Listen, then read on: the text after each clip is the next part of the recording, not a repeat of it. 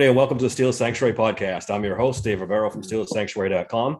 And today I'm here with my co-host, David Korup, and special guest, Nick Farbaugh. Nick, thanks for joining us here on the Steel Sanctuary podcast, man. Yeah, guys, thanks for having me on. And appreciate the open invitation to talk some OTAs. It's Yeah, a good year for anytime you want OTAs. to come As on. we were just talking, a lot of turnover. So I think we're learning a lot about guys. I'm learning a lot about guys, just kind of being there firsthand, talking to them, kind of learning who they are, how they lead, and different things. So it's like it's a different vibe this year to this team. It's a new team. It's kind of it reminiscently feels a lot like those late 2010s teams where, Ben was on the last legs, AB and Lev Bell were gone, and then you had to start kind of getting to know some of the new names. So this is the retooling. I think it's mostly done. Yeah, we were just discussing before we got on how much turnover there has been, especially at the bottom of the roster and the backups and stuff. Before we get into positions, has anyone really stood out to you during the second wave of OTAs, like someone new, a draft pick or a new free agent or something? Yeah, I mean, I know he's been all over social media kind of as the hype guy, but Corey Trice has been really good. That has been a constant throughout. His progression has basically been like this. He was kind of rough first few days, and then the second week it went like that. You asked teammates who was standing out at practice. I just asked guys who stood out, period. It didn't matter, rookie, young. I just wanted to hear who was standing out. He was universally said as a name that was standing out. I didn't always get Broderick Jones. I didn't always get Joey Porter Jr. I always got Corey Trice. It didn't really matter. So he's a guy to me that is a guy that is really stock up. I expected that. He fell to the seventh round because of those injury medical concerns. So you knew he was a talent that could have gone in the third round. So it's not that surprising for a seventh rounder like him with a pedigree, with tape that he has.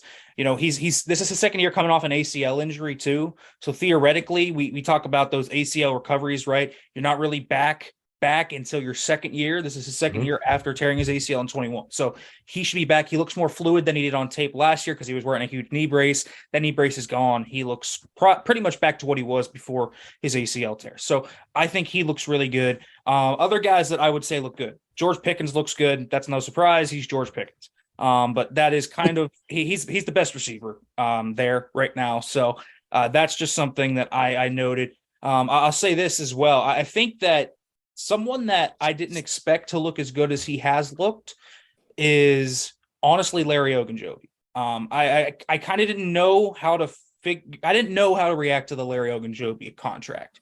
He was very important to the team, obviously, to get back. They needed to do something at that opposite 5 tech spot because they needed either that or a nose, right? They needed someone that would be impacted. So they maybe overpaid a little bit for Larry O, but you knew the production and kind of the pedigree was there, and the tape has been there in the past.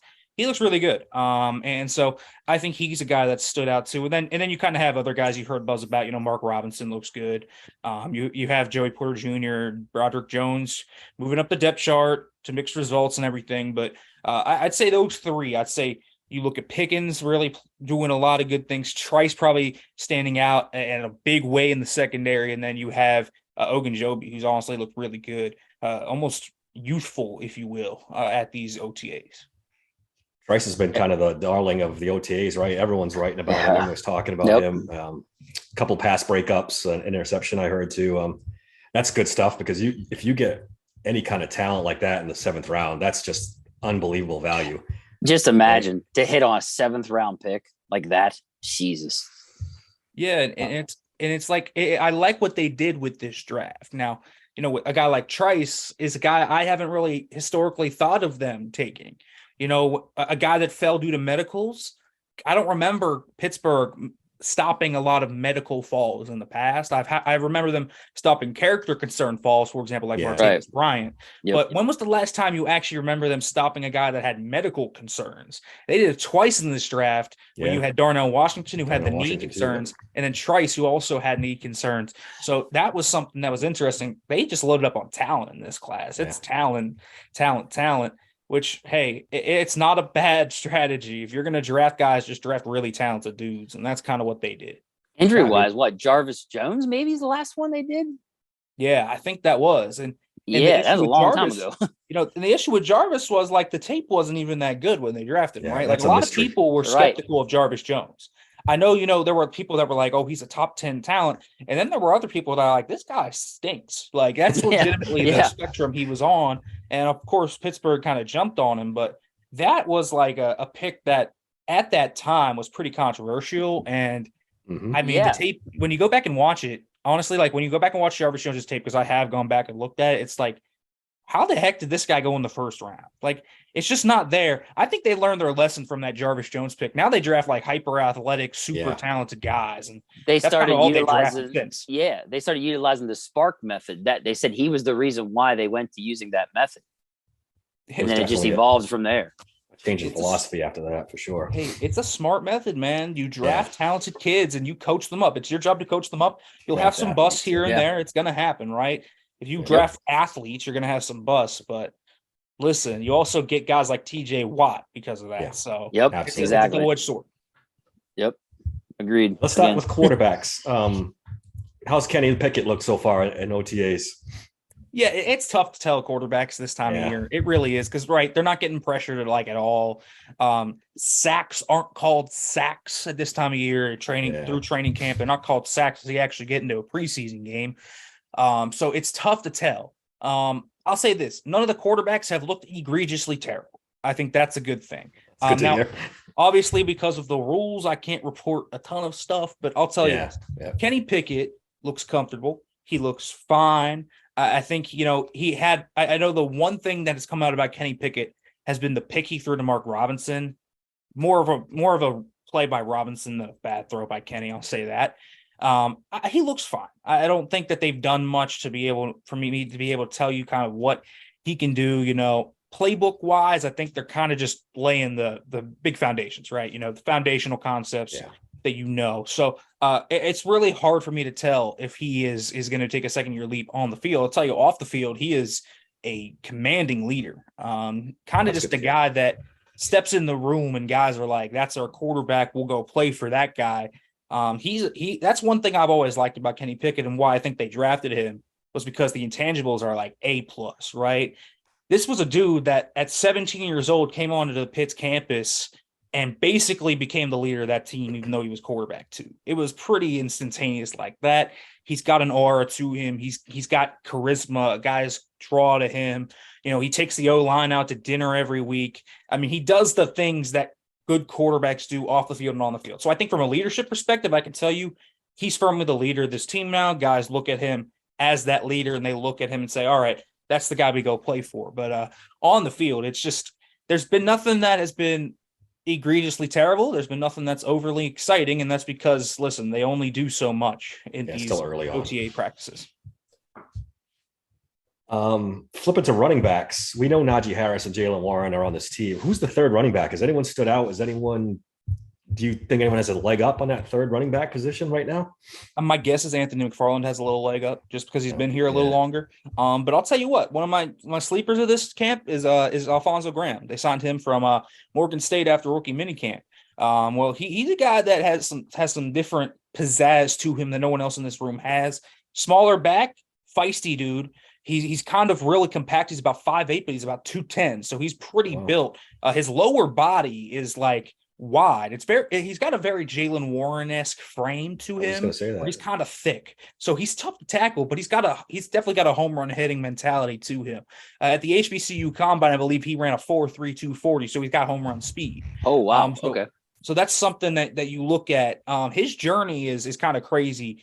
He started out at Arizona Western, went to two different JUCO colleges that got canceled their season because of the COVID pandemic. Then he ends up at Morgan State. And so it's like four different colleges that he goes to across the country.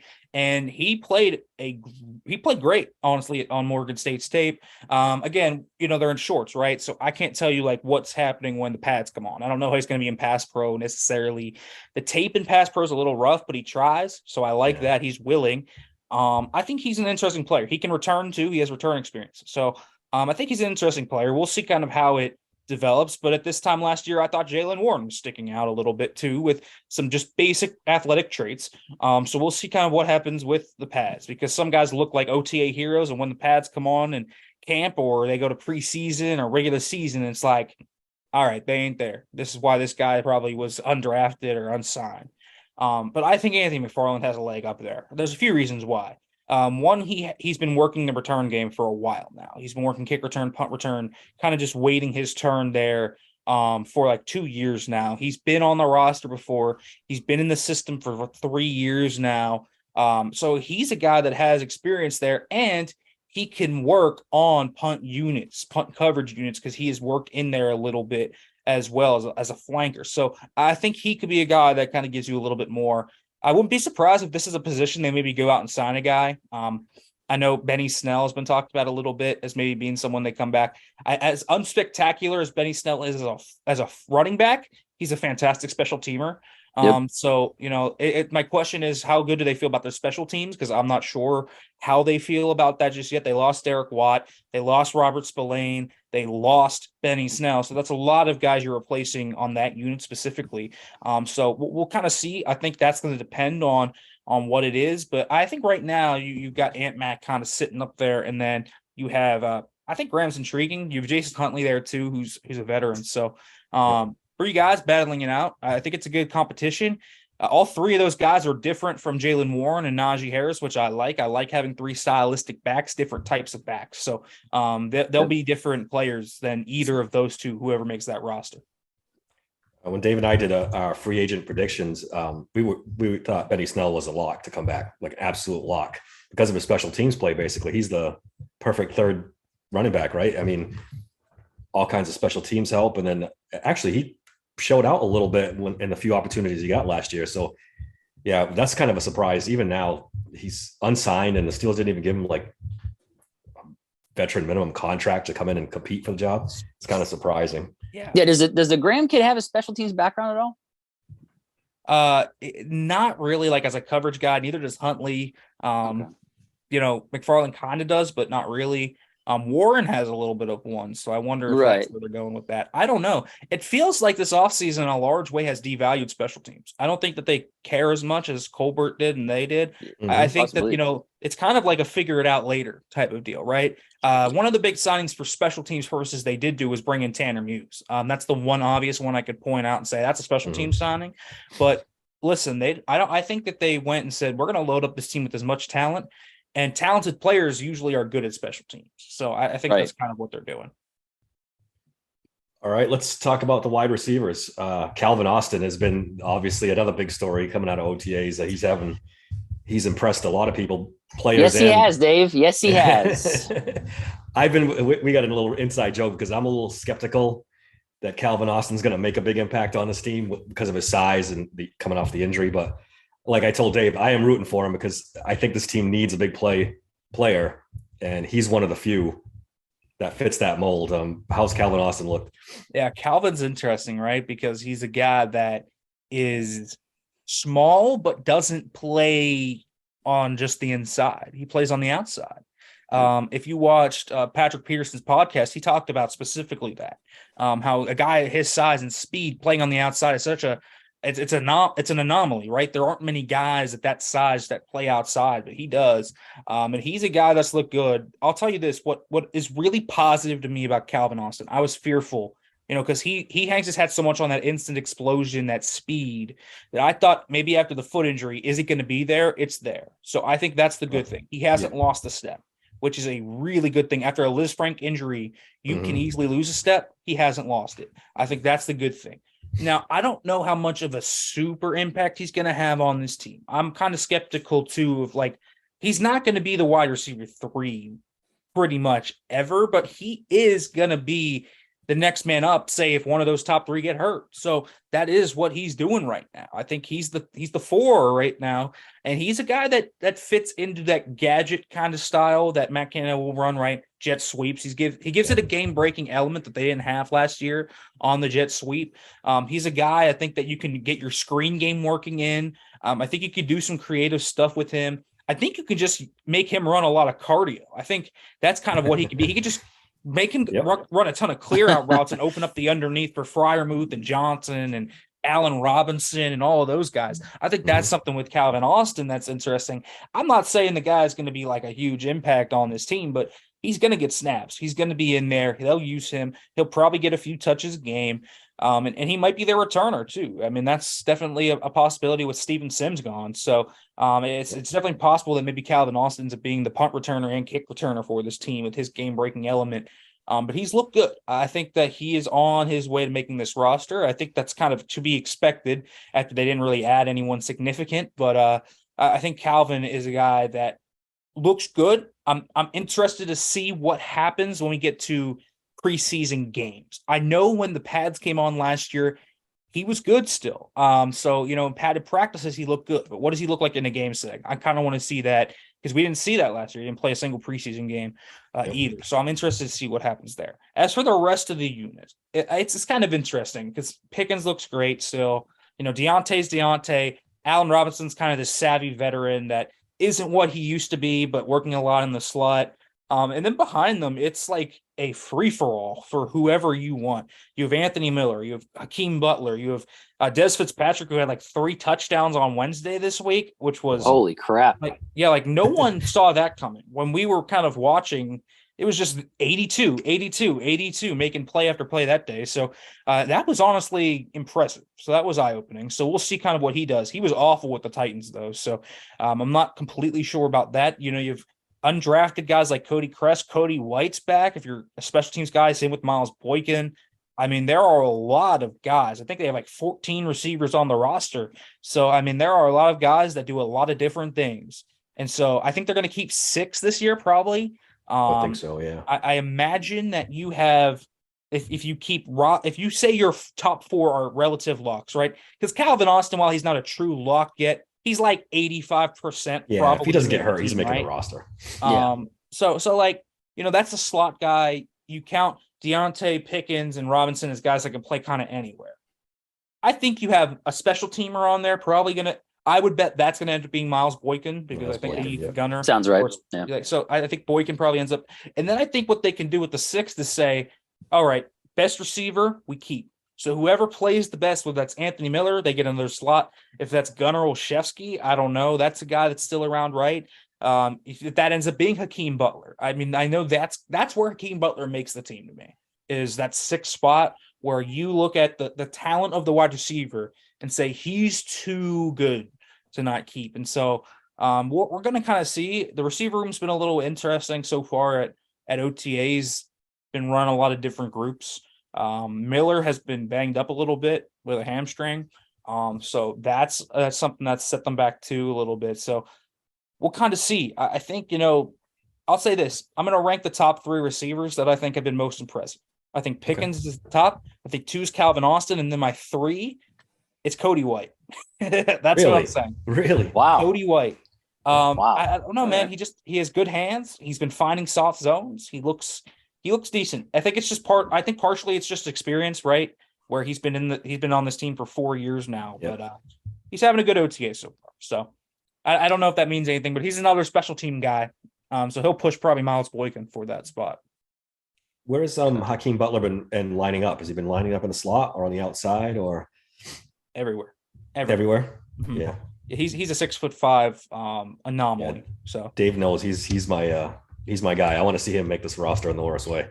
Yeah, you've been talking about him even before they actually signed him. You were like, they got to get this guy. So yeah, I know you're looking forward to that. Yeah, he's a fun player, man. The tape is good. I think I'm going to be interested to see when the pads come on. I want to see the hands get good, better. I think inconsistent drops has been a theme throughout his career. That's the knock on him, right?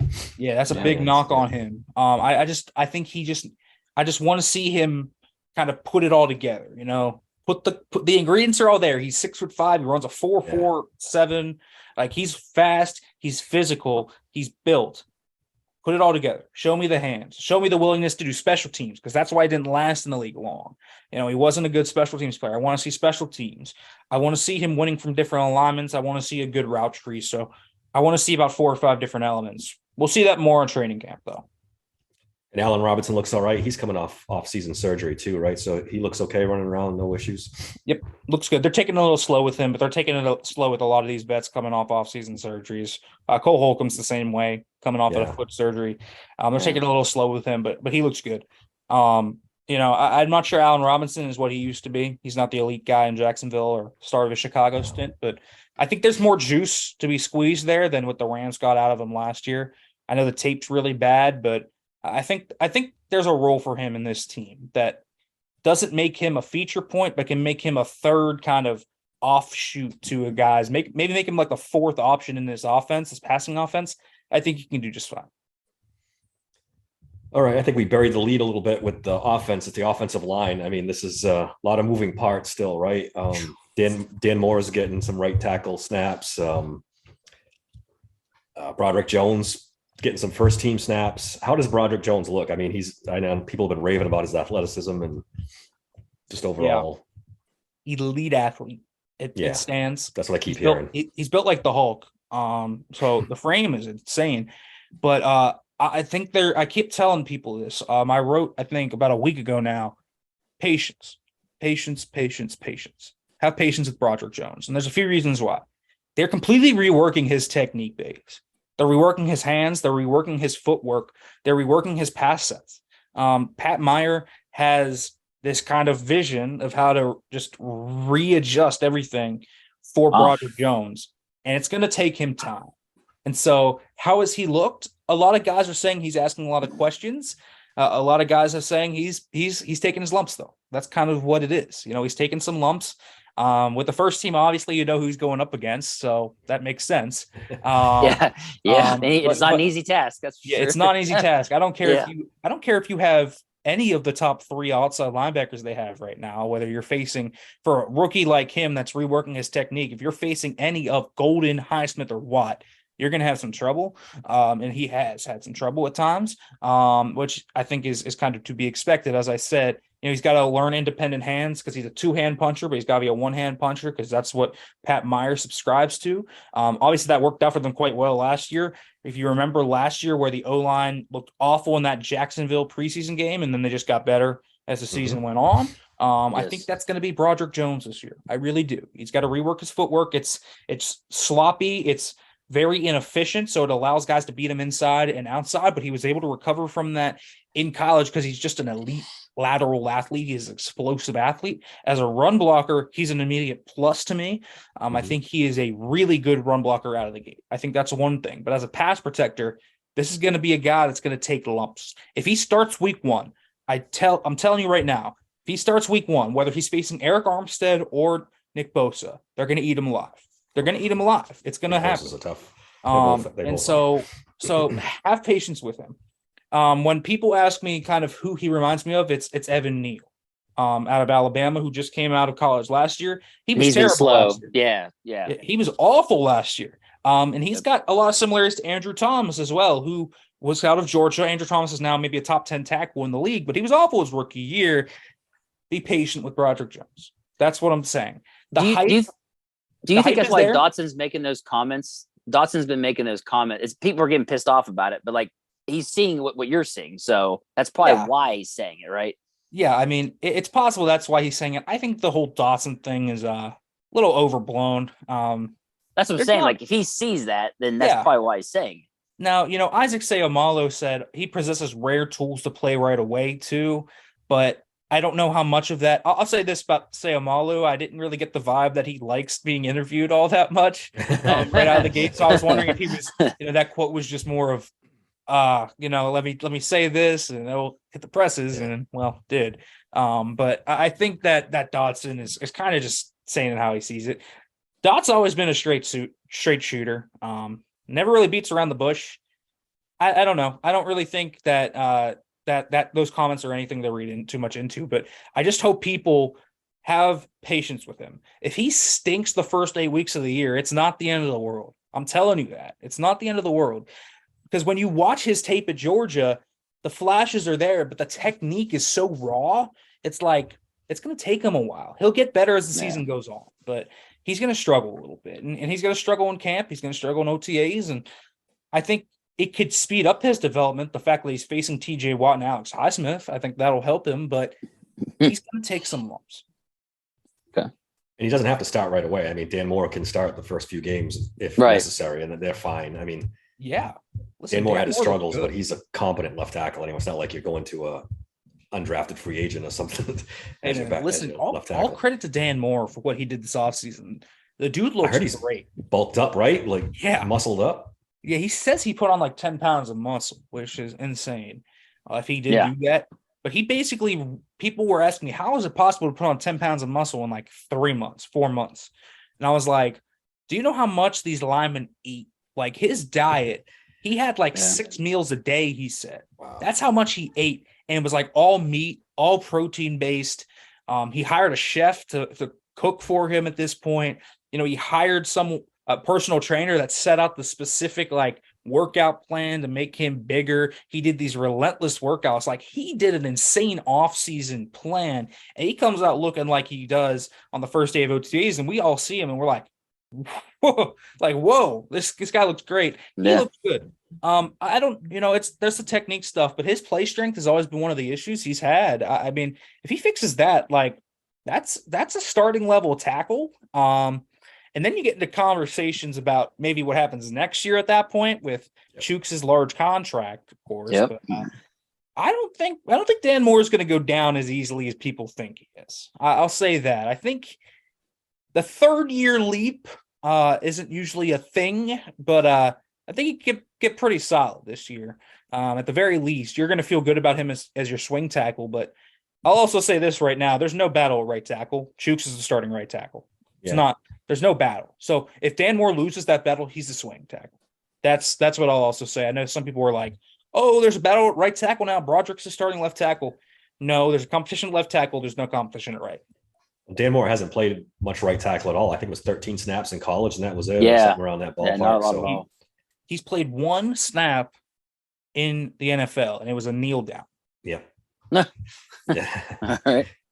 That's not much experience for a starting right tackle. No, it's going to be Chuks. I think in 2024, Dan Moore could be the starting right tackle for this team, but in 2023, it's definitely going to be Chuks. Yep. Let's flip over to the defense. Defensive line, I don't think there's been much to talk about. How's Keanu Benton look so far? I know you brought up Larry Ogunjobi too, but. Yeah, man, this is a dude. When I said Broderick Jones was built like the Hulk, I think actually Keanu Benton is the Hulk. This was the goal, right? It seemed like the Steelers offseason bringing big dudes. That was the number one goal. Like the frame on Keanu Benton is insane. Great frame, good explosiveness. Like the athleticism is completely legit on this guy. But he's going to have to learn some things. Beating double teams, they've worked with him on that. Some guy that is kind of mentoring him is Braden Fehoko, which I think is interesting because that's kind of Fajoko's specialties, like beating double teams, being a space eater and nose tackle. I really appreciate the fact that they're kind of letting Fehoko take it with Benton one-on-one a little bit because that's what he needs to work on. And then the pass rush skills, they're trying to sharpen it up a little bit for him. Keanu Benton's going to play. That's very much true. He's going to play right away. I don't know if he's going to have a superb impact right away. I think that's more for a year 2 thing. I think a lot of these guys are year 2 kind of leap. I'm not sure, there's like a ton of guys in this class that are like year 1 stars. I don't know if that's what this class is because what they did in this class was they drafted a lot of unique. Darnell Washington is unique, right? Keanu Benton's frame is unique. Broderick Jones' athleticism is unique. Obviously, both corners look like linebackers essentially with some of their length. Yeah. Especially Joey Porter Jr. He is just long. Unique, but unique requires coaching. And they're going to have to coach him up. But Carl Dunbar, in my opinion, is one of the best defensive line coaches in the NFL. Absolutely. So I think they got the right man to teach him if they want him to. But he's going to struggle with hand usage. He's going to struggle with consistency against double teams. I think eventually they're going to learn a little bit that if he struggles with those double teams, they're going to have to play him a little bit more out the 5. They're going to have to play him at 3 technique a little bit more than nose. I know they're trying to get him in at nose first, but I think that's why you have Braden Fehoko here. I think that kind of gives them a guaranteed floor of a guy that they know can stuff the run, and I like that fact. Fehoko is like not a guy with a ton of length, but he's really strong. I'll say this is like one of the weirdest observations I probably made at OTAs, but I always shake the guys' hands when I first meet them and everything. Fehoko probably had the strongest handshake of anyone at OTAs this year. Oh, really? So, that's interesting. If you're a big believer in handshakeology, I guess, That's a nugget for you. But I like Breiden Fehoko. Very smart guy too. Who's kind of taking Benton under his wing. Their lockers are right next to each other, and that makes complete sense. So they talk a lot, and Fehoko told me about that, kind of how he's taking him under his wing and teaching Benton to use his length, because Benton has like 34-inch arms. And so Keanu Benton looks good athletically, and he's definitely more polished as a pass rusher than I thought he was. So he'll probably have an impact there as kind of a guy that can collapse the pocket a little bit. Run defense, I think we'll have to see, but I like Keanu Benton. I think this D line is going to be pretty good, man. I really do. It seems deep, right? Seems yeah. Really... All right, here's the $1 million question. Where does DeMarvin Leal play? Is he an edge? Is he a defensive lineman? I know it's probably too early, but any hints, clues, anything of what he's going to do this year? Yeah, I talked with DeMarvin Leal this week about that, and he basically said, I don't know yet. But he said that he repped from anywhere from a 3 technique to a 9 technique. So he has been inside at 3 technique, and he has stood up as an outside linebacker in camp. So that's what they're using him as. And he trained to be a tweener this offseason. So he trained to play both, which to me signals they told him to be a tweener. I think they're going to use it. Now, that's what he was at Texas A&M. He was an edge and an inside guy. So it's not new to him. It's not like he has to learn any skills anywhere. So he's done that. He's 290 pounds.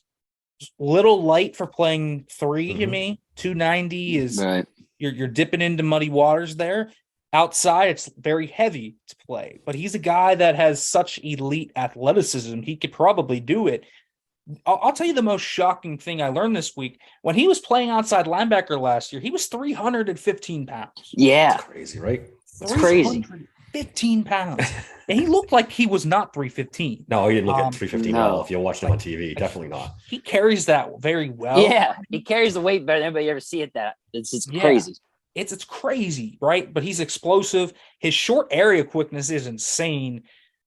There was a rep this week that I just wanted to talk. It's an individual drill that I talked with Leal about, where he just, it was the bend drill where you have to bend around, and he got so low and his ankles got such flexibility. It was insane to see a man at 290 do that. And he said that's kind of what he is. He's had that his whole life. He's been great in short areas. So Leal's going to be a tweener. I don't know how it's going to work. I imagine what they're going to do is on rundowns, they're going to shift him outside, and on pass downs, he'll be inside. That's what I kind of think is going to happen, because obviously you don't want a 290-pound 3 tech taking on a double team on inside zone. You just don't. AFC North, no. Yeah, right. They'll just run right at him with Nick Chubb, J.K. Dobbins, Joe Mixon, whoever you want. They're just going to run right at him. And trust me, when I say the Steelers' offense and camp will do it too. So they'll find out very quickly. Yeah. But they're going to – I think they're going to put him on the outside more on rundowns, which I think is completely fine. I think he can work on the edge there as an outside linebacker and hold an edge. I just don't think – I think he's limited in his ability to shift inside. But they're trying to replace – Tyson Alualu's impact there too. Chris Wormley's gone, right? So he's probably going to be with Benton in that second team 3 technique on those sub packages when they go into their nickel, when they go into their dime, certainly. I expect him to be in that big nickel package they run a lot too. So he's a versatile guy. He's kind of one of those positionless football players you're starting to see come through the NFL more and more nowadays up front. So I think he's going to be a tweener. Which is interesting. He's got all the talent in the world. I'm just very, very intrigued to see how it works out if he is a tweener, because I don't think we've really seen the Steelers have a guy like that ever, to be quite honest with you. Well, the last time we talked about positionless was Sean Davis, and that didn't work out too good. They kept bouncing him around. corner safety. And next thing you know, he's off the team and out of the league. So it's a little worrisome, but hopefully this one works out a little better. I mean, it's a different position, obviously, so asking different things, but it's a little concerning with Steelers history. That should be it for defensive linemen, right? Isaiah Loudermilk, is he look all right? Is he the odd man out at this point? I think he's going to have to fight his way back in. Sounds like it. Like, you look at the depth chart of who they brought in, right? Armon Watts is there too, of the guys I didn't mention, as a vet guy that has proven production in this league. Yep. They still have some young guys in there too that they might like. So I think it's kind of make it or break it for Isaiah Loudermilk.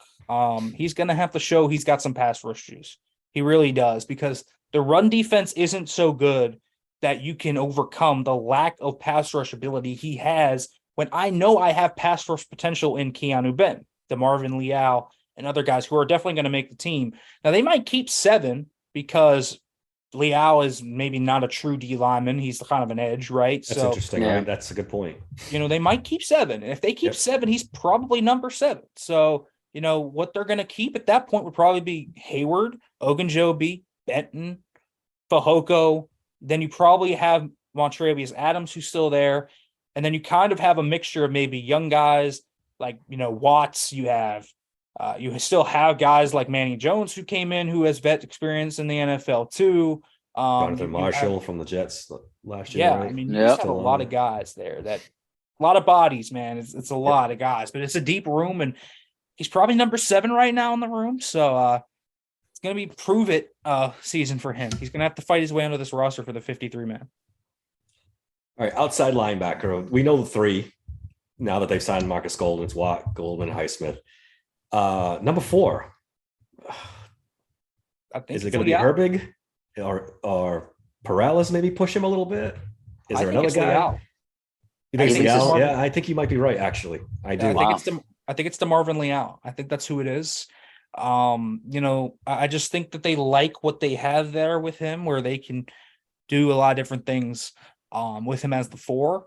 I'll say, as a guy that's at the 5, I think you have a number of players there. I like David Perales. We talked about, I've talked about him before, kind of as just a high motor guy, very productive. Kind of when you look at the tape and the production, you're like, how did he not get drafted? Not sure. Apparently he had an ankle injury that forced him to bomb his pro day, so that probably was what caused it. But he's a guy that to me fits the mold of someone that you can look at and say, sleeper. Could he be like a Tuzar, Skipper, Ola Adani type? Sure. Nick Herbig, working with the outside linebackers right now. He confirmed that to us this week. I expect him to move off ball more and more, though, as kind of it goes on. There's only 5 dudes in that off ball linebacker room right now. We'll talk about that, but I think Herbig factors into that room a little bit too. He kind of is. He's a 4-3 Sam linebacker to me, where he would probably on the first 2 downs play off ball, and then on 3rd down you can kind of walk him down off the edge. That's kind of what he is. In a 3-4, that just means you stand up as an outside linebacker and sub packages and move inside elsewise. So I mean, he's a guy that has a lot of talent, but again, they're gonna have to learn how to use him. How do you use a guy like that? It's like Leal, right? How do you use a guy like that? So they got to find these guys at positions where they don't hurt their development. I think that's the issue they've done in the past. I think they did it was recently with Kendrick Green, where he was started at center, went to guard, now he's back at center again. Like, that hurts Kendrick Green's development. I don't care kind of how much you didn't like Kendrick Green's tape in his first season. He is going to have a tough time when you keep moving him all over the line. Same thing occurs to any position. So I want them to stick Herbig at one spot. I think inside linebacker should be that spot, because he has outside linebacker experience and almost no inside linebacker experience, and his career is going to be lengthened by playing off ball. He's too small to play on edge every single down. He's a 1-down edge. Get him off ball more and more. That's what I would do. Yeah, he's too, especially like we said before in the AFC North, he's too small to play edge on run downs, 1st and 2nd down. I can't see that happening. Well, he was only 228, I think, at the combine. Yep. They said he played even lighter than that, didn't he? Well, it was something like that. He got up to 240, I think they said after. Oh, that's right. That's what it was. Is what it was. But it's just like, good Lord, this kid's small, man. Put him on the edge.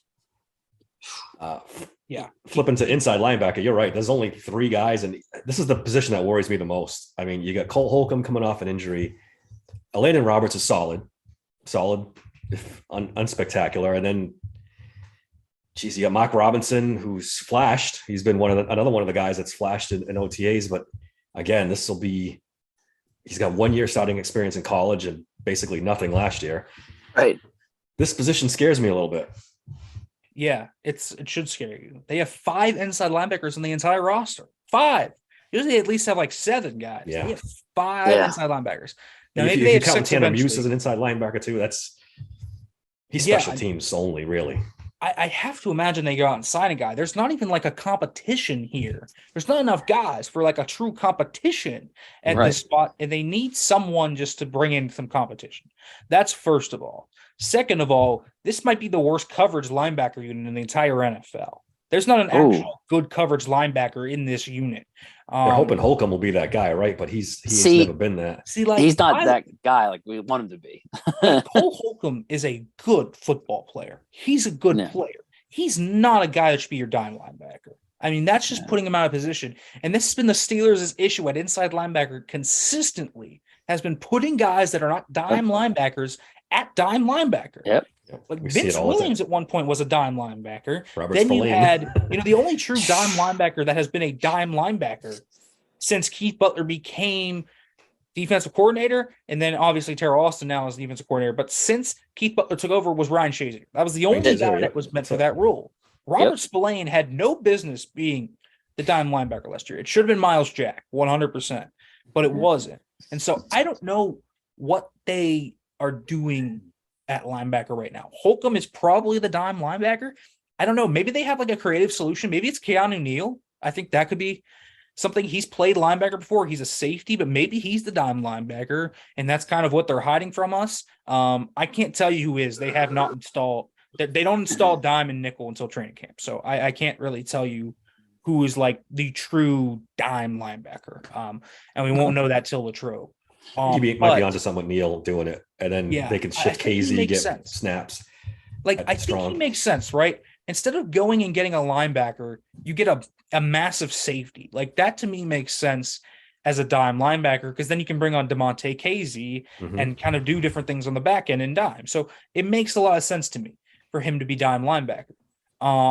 But if he's not dime linebacker, then we have questions.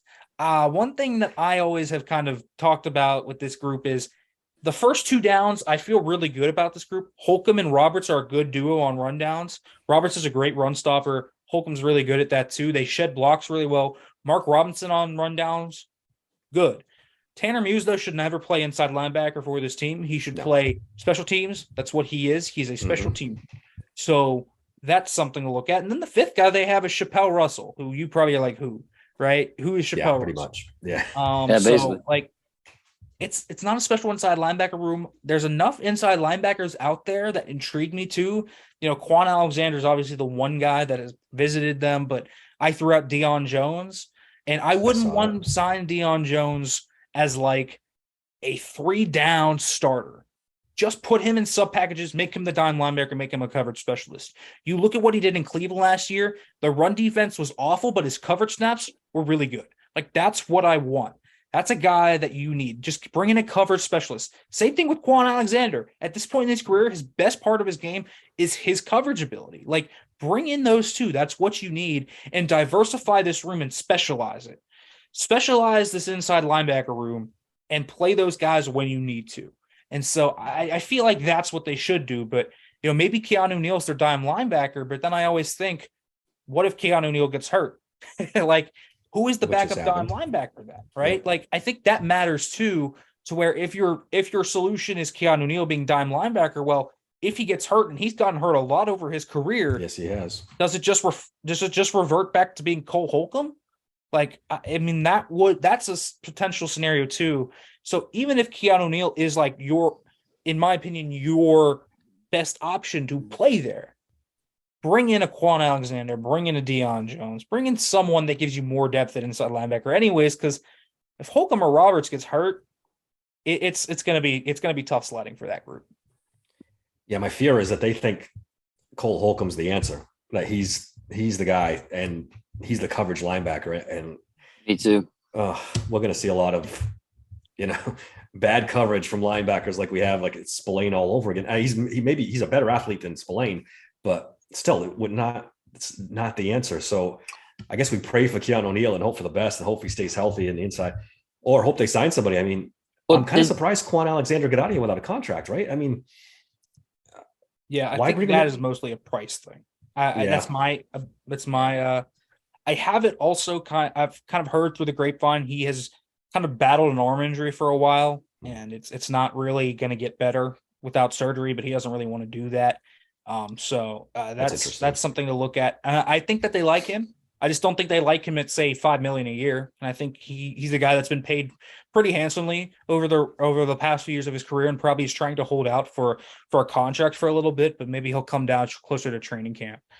So that I think that's something they could circle back to and maybe get Quan Alexander, say, or before training camp or late in the season before it kind of starts, somewhere around there. This could also be one of those moves that they make like they did last year when they traded for Malik Reed and Jesse Davis, where they kind of trade for a guy maybe before the regular season starts. I don't know, but I still think they need to sign at least one dude. It could be a UDFA. I don't care. Just give me someone young in this room outside of Mark Robinson that at least is hungry and can give some competition to it. I think they need someone like that. Let's flip over to corners. Obviously, Joey Porter Jr. and Corey Trice have been fantastic so far. Patrick Peterson playing all over the place. Is he going to be the slot corner for this team? People are starting to really get steam. Let me say that. Is he going to be the slot corner? That's a question I am still wondering. I don't know, because I think he might play 3 different positions. You might, and be right. By this, I mean, on early downs, he could be the outside corner. Then in nickel, he could slide into slot, and then in dime, he could be the dime backer. Like, that could be Patrick Peterson, because that's been another question I've had. If Keanu Neal becomes the dime linebacker, and then KZ becomes the strong safety, who is the dime backer? Like, that's another question you have to answer.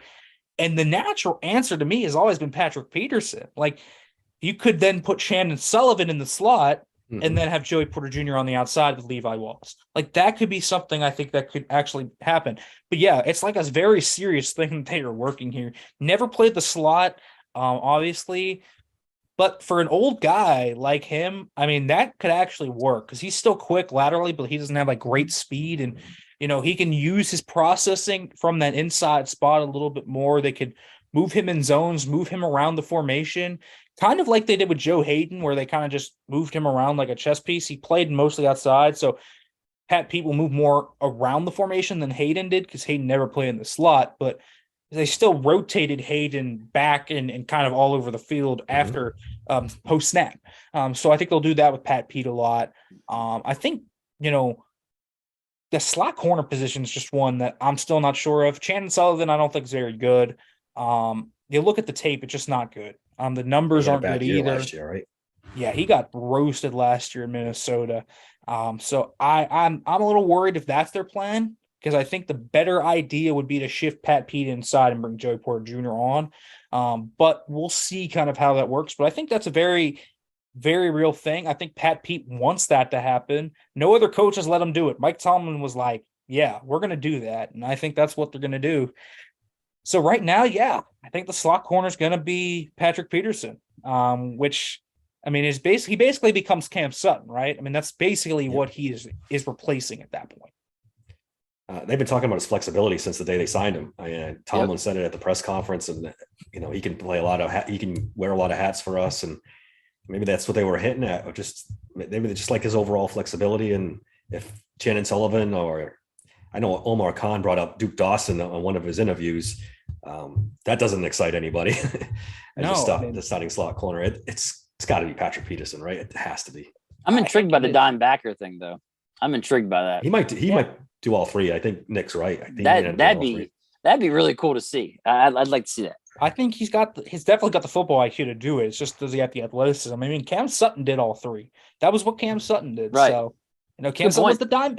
Cam Sutton was the dime backer, slot, and outside corner last year. So I think it makes sense for Pat Pete just to slot in there. He's probably one of the few guys that could actually do it. Another guy with hands. It sounds good to me. And we'll finish it up with safety. I mean, it's pretty stock. I think Keanu Neal's going to be the strong safety, and Mick is going to be the free, and then they'll mix Casey in. Where Casey plays is another interesting thing. Is he going to be the slot corner at some point? Is he going to be the dime back? Yeah. What do we do with DeMonte Casey now? I don't know. I think they're going to My theory is they're going to run a lot of cover 3 this year. And I say that because look at the corners they have. Yep. They have long corners that want to play press. Like, that is a cover 3 system. And what I think they're going to do is I think they're going to kind of make Casey and Neal co-starters and kind of specialize their roles. And I think what's going to happen is I think Minkah is going to be robbing the middle of the field a lot this year, because it makes it harder to avoid Minkah, 1. 2, Casey is a completely capable center fielder to work over the top. So I think they can work Casey as the single high if they want to do that. 3, Minkah over the middle of the field really assuages a lot of those linebacker coverage issues. We talked about the linebacker coverage issues. Well, if Minkah's there on the crossers, Cole Holcomb's going to be like, cool, I got like the best safety right next to me. I'll play with a lot more confidence. Like, whoever that might be underneath is going to play with a lot more confidence because they're not going to have to worry about being in man coverage with no help. So I think that's one of the big things they're going to do this year. So I think they're going to specialize the safety room very heavily. When you have Casey working over the top, I think Neal's probably going to be dime linebacker and strong safety.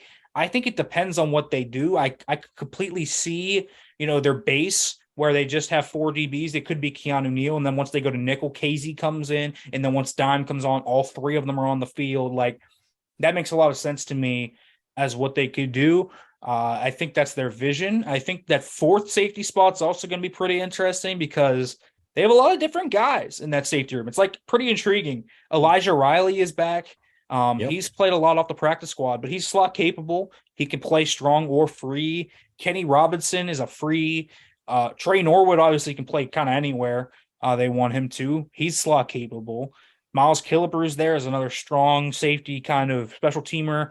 So they have a lot of guys in that safety room for that 4th spot, and that could obviously dictate a lot of what they do too. But this group should be a little different than what they were last year, because you see the specialization, I think, pretty clearly in this room of what they can do with it. And then it's going to help Minkah do a lot more ball hawking. And I think that's kind of what they wanted to do. That's what you was want, allow right? Minkah Absolutely. to be around the ball. And so I think I think Minkah has a chance to get like 8 picks this year. I really do. I think this could be a pretty slam dunk all pro season for Minkah Fitzpatrick if everything goes to plan. This sounds strange, but this could be a really good secondary if everything works out. The Steelers don't usually have great secondaries, but this one could turn out to be very, very good if everything falls into place. Yeah, I mean, a lot of it's going to depend on Joey Porter Jr. and Corey Trice too, and how comfortable they are, right? Because if you're moving Pat Pete inside, you're sacrificing an outside spot by doing that. Well, if Joey's on the outside getting cooked, for example, Pat Pete's going to stay outside because they're going to have to keep him there. So that development of those rookies is going to be big too, even if they're just sub-package guys. I want to circle back to tight end real quick because I forgot when we were going through the offense. Does Darnell Washington look as big? What does he look like in person? Because he's just a monster, right? Massive dude. I mean, legitimately, he is one of the biggest tight ends I've ever seen, if not the biggest tight end. Kevin Dotson made everyone laugh this week when he called Darnell Washington Black Gentry. So that was something that's actually been like an inside joke in the locker room now, because he and Gentry are like the same size, except Washington's like 20 pounds heavier and looks like God, basically. He has the frame of an absolute cyborg. I don't understand how a man has that frame and is as mobile as he is in space. Now, don't ask him to change direction. Like, don't ask him to run a pivot route. That's not what he's going to be. But I think he can be a really good blocker from day one, 100%. Of guys, I think that are going to have the most day one impact out of this squad just right away, week one, I think it's going to be him, because he can be a guy that I can line up in line and he can just kick a DN's rear end. He can go out there and absolutely maul a slot corner. Linebackers don't have a chance. Safety certainly don't. He's a guy that can do that very easily. He's very polished with his blocking. He doesn't have a lot to learn there. So he's going to be like right away, boom, go. And that's kind of been the standard Bear too. So that's something I look at receiving wise, and that'll take a little bit more time, but just make him a seam buster and throw it up to him in the end zone. Yeah. I mean, that's Yeah, kind be of a what you red can zone do threat. sometimes. Yeah. I don't think he has to be like, I don't think you really need to get complicated with his usage. Throw him on the field with Freiermuth, let Freiermuth go out into the slot, unlock Pat Freiermuth out there because he's one of the most productive slot tight ends, flex tight ends in the entire NFL. When you look at his stats, just didn't play there nearly as much as most of the other guys because he was counted on playing inside. So let him go and let Darnell Washington come in and just maul guys. I think he's looked really good. This is a really, really good tight end room. They have a very strong tight end room. One of the better ones I can remember in recent memory. I expect them to keep 4 tight ends this year. I was going to ask you that next. Do you think they keep 4? Yeah, I think they're going to keep all of Washington, Gentry, Hayward, and of course Pat Freiermuth.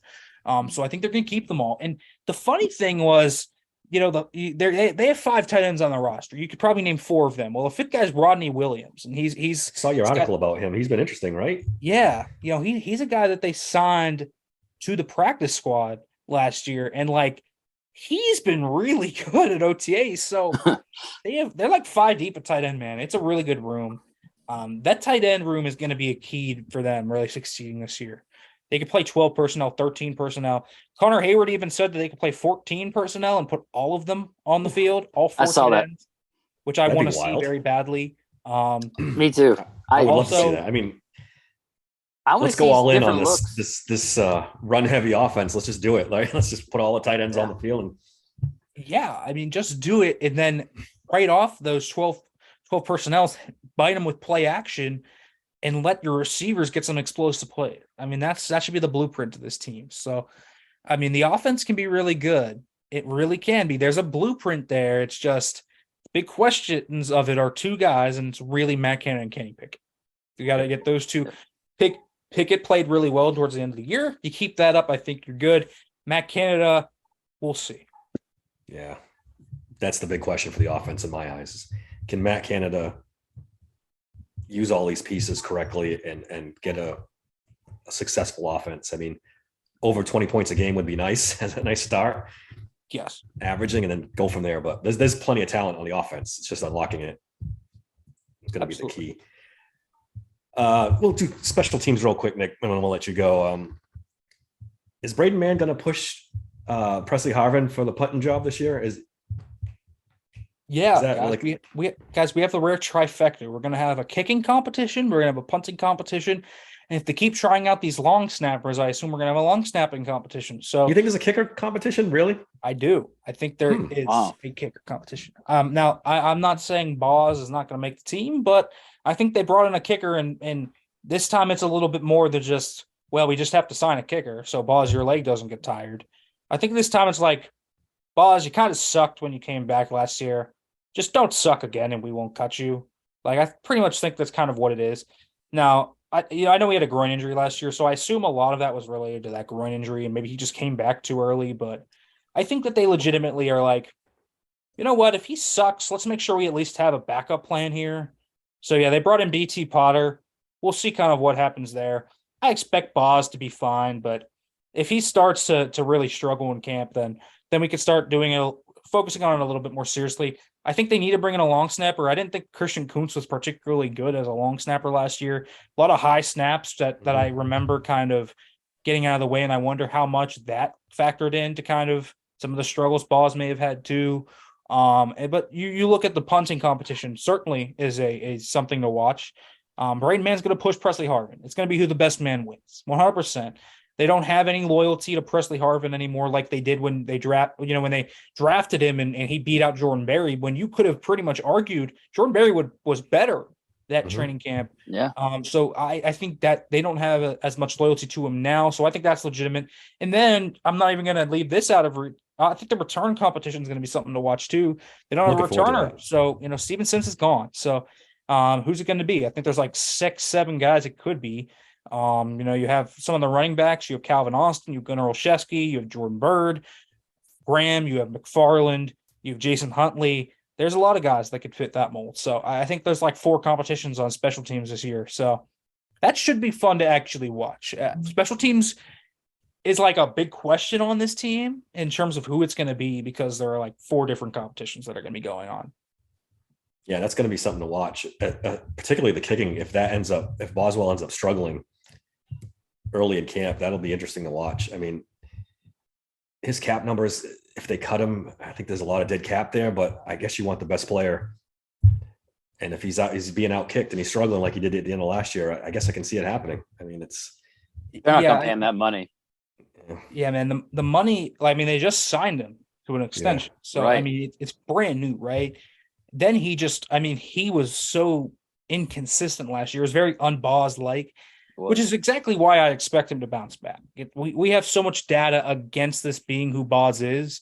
And the only two blips in his career when he has kind of fallen off were he played through a groin injury once. He came back from a groin injury last year. I think it was more about the groin injury. And so I think he'll be back to being himself this year. But I think they brought in a kicker and were like, Boz, like, just don't suck, man. Like, we don't really want to cut you, but this happened with him before, though, didn't it? Like where he got injured and he came back and didn't look right, if I remember correctly. 2018, I think it may have happened. Yeah. And the following season, he was lights out. So exactly. See. So that's kind of what I expect. I expect Boz to be pretty lights out this year, but I think the Steelers just gave himself some insurance and we're like, yeah, let's sign a kicker just in case he's not good, but. Once I see him in the first week of camp, putting things from 50 yards out through the uprights, I think all will be. All right, Nick, thanks a lot for doing this. We really appreciate it. Getting some really insight into the OTAs. I mean, you're on the ground there. You know better than most, so it's been excellent. You can find Nick on Twitter at FarbarFB. That's FARBAUGH. He's the head writer for Pittsburgh Sports Now. I don't want to screw that up. Sorry about that. Nick, thanks a lot. I really appreciate it. Yeah, Daz, thanks for having me on. It's always great to talk football, and I had a lot of fun doing this. This was awesome. Thanks. Thanks, guys.